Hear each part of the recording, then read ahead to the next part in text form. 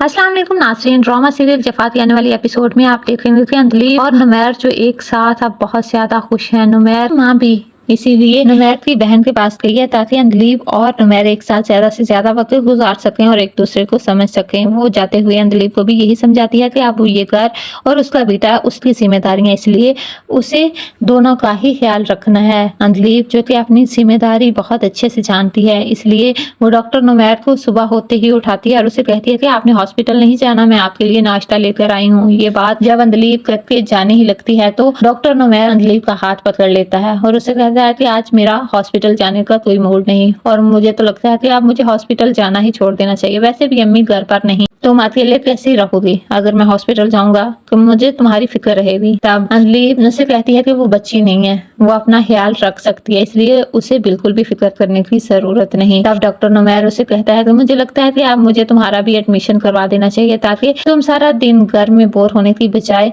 अपनी डिग्री मुकम्मल कर लो। तब एक दफा फिर से अंजलि इनकार कर देती है और कहती है कि अब उसे नहीं पढ़ना। अगले ही सीन में आप देखेंगे ज़ारा जो कि हसन की तबीयत को लेकर बहुत ज्यादा परेशान होती है। तो नुमैर जब हॉस्पिटल में होता है तो उसकी मुलाकात ज़ारा से होती है। वो ज़ारा को इस कदर परेशान देखता है तो उससे पूछता है कि यार वो इतनी परेशान क्यों है, आखिर वो खुश तो है ना। ज़ारा जो कि बहुत ज्यादा परेशान होती है वो बहुत ज्यादा गुस्से में आ जाती है। वो डॉक्टर नुमैर से कहती है कि जिंदगी में सिर्फ वही खुश रह सकता है, वो क्यों नहीं। तब डॉक्टर नुमैर उससे कहता है कि उसके पूछने का ये मतलब नहीं था। तब डॉक्टर ज़ारा से कहती है कि तुम्हारे पूछने का जो भी मतलब हो, वो अपनी जिंदगी में बहुत ज्यादा खुश है। ये बात सुनकर नुमैर को तो बहुत ज्यादा हैरानी होती है कि आज वो ज़ारा जिसने कभी उससे ऊंची आवाज में बात नहीं की, आज इस कदर गुस्से में बात कर रही है। वो समझ जाता है कि ज़ारा बहुत ज्यादा परेशान है, इसलिए वो इस बात को तूल नहीं देता और ज़ारा भी वहाँ से उठकर चली जाती है। अगले ही सीन में आप देखेंगे कि ज़ारा जब घर वापस आती है तो हसन कमरे में उसका इंतजार कर रहा होता है। ज़ारा जो कि आप हसन के गुस्से की वजह से उससे डरी डरी रहती है। तब हसन उससे पूछता है कि आप वो उससे डरती है। तब ज़ारा उसे कहती है कि वो उससे डरती नहीं, लेकिन वो उसे बिल्कुल ठीक देखना चाहती है और उसके साथ खुशी के साथ जिंदगी गुजारना चाहती है। तब हसन उसे कहता है कि उसे डरने की बिल्कुल भी जरूरत नहीं, वो पागल थोड़ी है। तब ज़ारा उसे कहती है तो फिर उसे साइकियाट्रिस्ट के पास चेकअप करवा लेना चाहिए।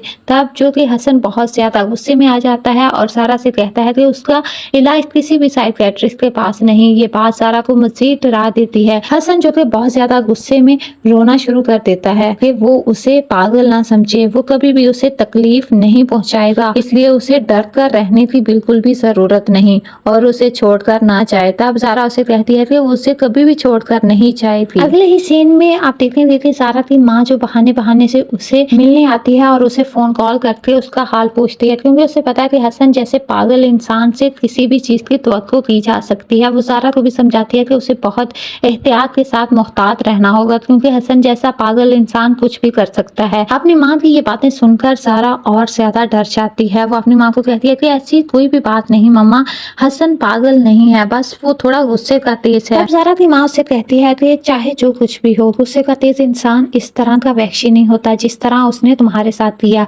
इसलिए उसे उसके साथ मोहतात रहना होगा।